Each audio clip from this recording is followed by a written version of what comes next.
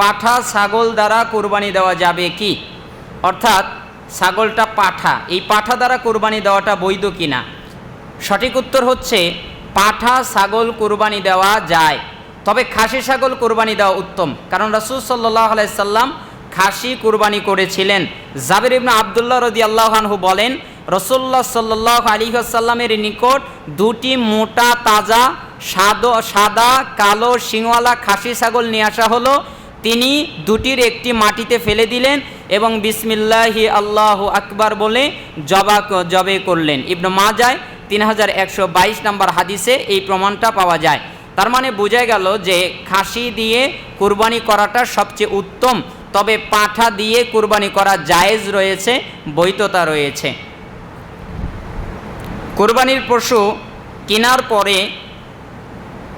একজন কোরবানির পশু ক্রয় করল, অতঃপর কোরবানির পশুর কোনো ত্রুটি দেখা দিল, এখন করণীয় কি?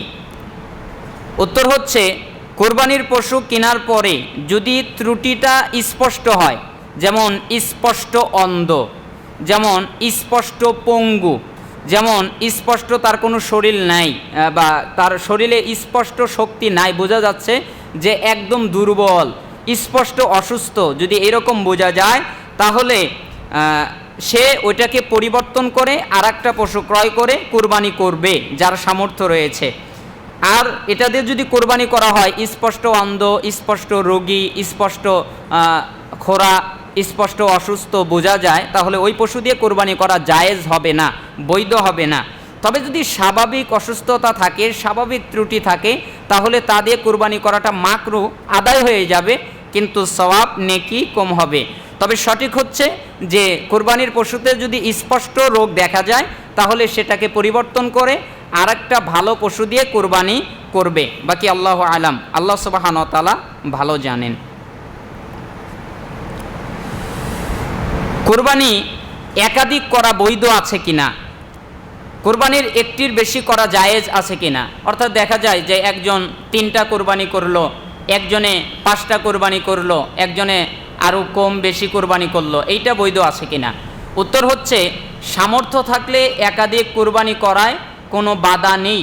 রাসূল সাল্লাল্লাহু আলাইহি ওয়াসাল্লাম নিজ পরিবার এবং উম্মতের পক্ষ হতে 2টি খাসি কোরবানি করেছেন। মর্মে বুখারীতে 5565 নম্বরে একটি হাদিস এসেছে, যা মিশকাতে 1453 নম্বরে হাদিস পাওয়া যায়। এছাড়া বিদায় হজের দিন তিনি 100টি উট কোরবানি করেছিলেন, যেটি ইবনে মাজাহ 3076 নম্বর হাদিসে পাওয়া যায়।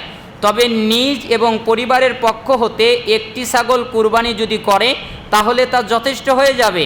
তাবি বিদ্যান আতা বিন ইয়াসার রহিমাহুল্লাহ উনি বলেন, আমি আবু আইয়ুব আল আনসারী রাদিয়াল্লাহু আনহুকে রাসূলুল্লাহ সাল্লাল্লাহু আলাইহি সাল্লামের যুগে কুরবানি কেমন ছিল সে বিষয়ে জিজ্ঞেস করলে তিনি বললেন, সে সময় একজন লোক একটি ছাগল দ্বারা নিজের এবং নিজের পরিবারের পক্ষ হতে কুরবানি দিতেন, অতঃপর তা খেতেন ও অন্যকে খাওয়াতেন, অতঃপর লোকেরা তাতে বড়াই করত, তারপর সেটাই আছে যেমনটা তুমি দেখছো।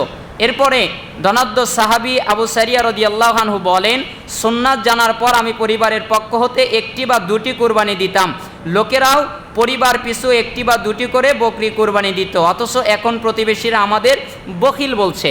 এই হাদিসগুলো বা প্রমাণাদির আলোকে বোঝা যায় যে 1টি অথবা 2টি কুরবানি দেওয়া উত্তম, তবে যদি কেউ আরও বেশি করে, একাধিক করে, তাহলে তা বৈধ রয়েছে এবং তা জায়েজ রয়েছে। এরপরে হাদিসে মোটা তাজা সুন্দর পশু কুরবানি করতে বলা হয়েছে। এক্ষণে ঔষধ প্রয়োগের মাধ্যমে পশুকে যদি মোটা তাজা করা হয় তাহলে শরীয়তে কোনো বাধা আছে কিনা? অর্থাৎ যেহেতু বলা হয়েছে যে তোমরা সুন্দর সুস্থ পশু কোরবানি করো, তাহলে এখন যদি আমি ওষুধ দিয়ে, ইনজেকশন দিয়ে, কোনো মেডিসিন ব্যবহার করে ওইটাকে আরও মোটা করি অথবা ওইটাকে আরও তাজা করি, তাহলে এতে কোনো সমস্যা হবে কিনা?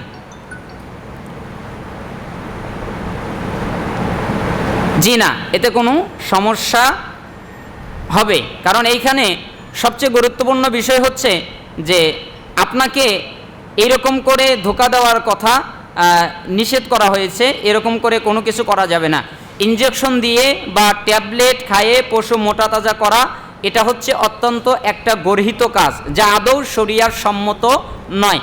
কেননা এর মাধ্যমে ক্রেতার সাথে প্রতারণা করাই লক্ষ্য থাকে। যেমন আপনি যদি বিক্রি করেন তাহলে মোটা তাজা করে ক্রেতাকে আপনি ধোঁকা দেবেন। রাসূলুল্লাহ সাল্লাল্লাহু আলাইহি সাল্লাম বলেছেন, যে ব্যক্তি ধোঁকা দেয় সে আমাদের দলভুক্ত নয়। প্রতারণা করা এবং ধোঁকা দেওয়ার কারণে তাকে জাহান্নামে নিক্ষেপ করা হবে, যা সহিহ ইবনে হিব্বান 567 নম্বর হাদিসে এসেছে। উপরোক্ত এই হাদিসের মাধ্যমে আমরা জানতে পারলাম যে যারা ধোঁকা দেয় তাদেরকে জাহান্নামে নিক্ষেপ করা হবে। এর মাধ্যমে আমরা এইসব ব্যবহারের পশুর গোস্ত বিষাক্ত হয়ে যায় বা মানবদেহের জন্য চরম ক্ষতিকর। এতে মানুষের লিভার, কিডনি, ক্যান্সার, হৃদরোগ, নানাবিধ জটিল রোগ হয়। যেরকমভাবে পশুর ক্ষেত্রেও ওই রকম হয় যে তোমরা ক্ষতি করো না এবং ক্ষতিগ্রস্তও করো না। ইবনে মাজাহ 2341 নম্বর হাদিস। তাহলে এর মাধ্যমে আমরা বুঝতে পারলাম যে গরু মোটা তাজা করার জন্যে, বা যেহেতু মোটা তাজা পশু কোরবানি দিতে বলা হয়েছে, তাহলে একটু মোটা তাজা করলাম, এইরকম পদ্ধতি ইসলামে জায়েজ নয়, শরিয়ার সম্মত নয়। আল্লাহ সুবহানাহু ওয়া তাআলা আমাদেরকে এ থেকে বিরত থাকার তৌফিক দান করুন। পশুর পেটে বাচ্চা থাকা অবস্থায় ওই পশু কোরবানি করা যাবে কি না? সবচেয়ে উত্তম হচ্ছে যে যেই পশুটা বাচ্চা আছে পেটে, ওই পশুটা আপনি কোরবানি দেওয়ার জন্যে কিনবেন না, অথবা আপনি ওই পশুটা কোরবানি দেওয়ার নিয়ত করবেন না, কারণ যেহেতু পেটে বাচ্চা আছে। কিন্তু যদি কেউ করে ফেলে অথবা কিনে ফেলে, তাহলে এটা কি হবে? পেটে বাচ্চা থাকা অবস্থায় পশু কোরবানি করায় শরিয়াতে কোনো বাধা নাই, এটা জায়েজ। এছাড়া উক্ত পশুর গোস্ত খাওয়া যাবে, এমনকি রুচি হলে পেটের বাচ্চাও খেতে পারবে। আবু সাঈদ খুদরি রাদিয়াল্লাহু আনহু বলেন, আমি বললাম, হে আল্লাহর রাসূল সাল্লাল্লাহু আলাইহি সাল্লাম, আমরা উটনি, গাবি, ছাগি জবে করি এবং কখনো কখনো আমরা তার পেটে বাচ্চা পাই, আমরা ওই বাচ্চা ফেলে দিব না খাবো? তখন রাসূল সাল্লাল্লাহু আলাইহি সাল্লাম বললেন, তোমাদের রুচি হলে খাবে, যদি তোমাদের ভালো লাগে তাহলে তোমরা খাবে, কারণ বাচ্চার মাকে জব করা বাচ্চাকে জব করার শামিল। যদি বাচ্চার মাকে জবা করা হয় তাহলে বাচ্চাকে জব করা হয়ে যায়। তবে যদি বাচ্চাটা জীবিত বের হয় তাহলে তাকে আবার জব করে নেবেন। আবু দাউদে 2828 নম্বর হাদিস দ্বারা আমরা প্রমাণ পেলাম যে এটা বৈধ রয়েছে। পশুর পেটে যদি বাচ্চা থাকে ওই অবস্থায় যদি কুরবানি করে তাহলে তা জায়েজ। এরপরে যে বাচ্চাটা বের হয় ওটাকেও কুরবানি দিয়ে খাবে, বৈধতা রয়েছে। আর কারো যদি রুচি না হয় তাহলে তার ক্ষেত্রে ভিন্নতা রয়েছে, সে নাও খেতে পারে, বৈধতা রয়েছে। আমাদের সমাজে অনেকটি পরিবার আছে, যেমন মনে করেন যে কোনো একটা সংজ্ঞা, যেমন মনে করেন 300 জন লোক একটা সমাজে বাস করে। আমরা কোরবানির গোস্ত এক জায়গায় জমা করে ওই 300টা ভাগ করে যেই পরিবারে যত লোক আছে ওই পারে ততটা ভাগ তাদেরকে দেই। এভাবে গোস্ত বন্টন করা জায়েজ কিনা? অর্থাৎ দেখা যায় যে অনেক সমাজ আছে সমাজতান্ত্রিক এরকম ব্যবস্থা করে, যেমন ওই সমাজে যতগুলো লোক আছে সবাই একটা মসজিদে গোস্ত জমা করে। আপনাদের এলাকায় হয় কিনা? বিভিন্ন জায়গায় দেখা যায় যে তারা সবাই গোস্তগুলো নিয়ে মসজিদে জমা করে। এরপরে জমা করার পরে ওইখান থেকে ভাগ ভাগ করে তারা যারা দরিদ্র তাদের কাছে পৌঁছিয়ে দেয়। এমনটা জায়েজ আছে কিনা? এইরূপ কোনো বিধান শরিয়াতে নাই, এরকম বৈধতা শরিয়াত দেওয়া হয় নাই। কারণ আল্লাহ সুবহানাহু ওয়া তাআলা বলছেন, তোমরা নিজেরা খাও, যারা চায় না তাদেরকে খাওয়াও, এবং যারা নিজেদের প্রয়োজন পেশ করে তাদেরকেও খাওয়াও। সূরা হাজের 36 নম্বর আয়াতে আল্লাহ সুবহানাহু ওয়া তাআলা বলেছেন, অতএব কুরবানি দাতাগণ স্ব কুরবানির গোস্ত 1/3 এক স্থানে জমা করে মহল্লায় যারা কুরবানি করতে পারেনি তাদের তালিকা করে সুশৃঙ্খলভাবে তাদের মধ্যে বিতরণ করবেন এবং প্রয়োজনে তাদের বাড়িতে পৌঁছে দেবেন। বাকি 1/3 ফকির মিসকিনদের মধ্যে বিতরণ করবেন। অর্থাৎ যিনি কুরবানি করবেন দায়িত্বটা তার, তিনি নিজের জন্য যতটুকু ভাগ করে রেখেছেন তার নিজের জন্য রেখে দেবেন। আর আত্মীয় স্বজনের জন্য যা, এটা তার নিজের দায়িত্ব, সে আত্মীয় স্বজনের কাছে পৌঁছিয়ে দেবেন।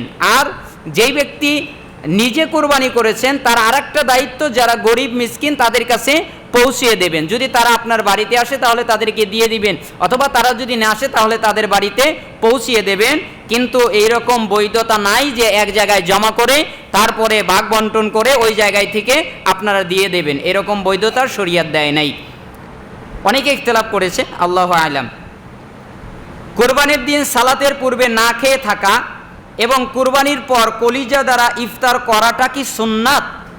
উত্তর হচ্ছে, কোরবানি দাতার জন্য ঈদের দিন কোরবানির গোশত খাওয়ার পূর্ব পর্যন্ত না খেয়ে থাকা সুন্নাত, অর্থাৎ ঈদুল আজহায় এটাই সুন্নাত। আর ঈদুল ফিতরের দিন আগে সে খাবে হালকা কিছু খেয়ে, তারপরে সে যাবে, কিন্তু ঈদুল আজহার দিন হচ্ছে সে না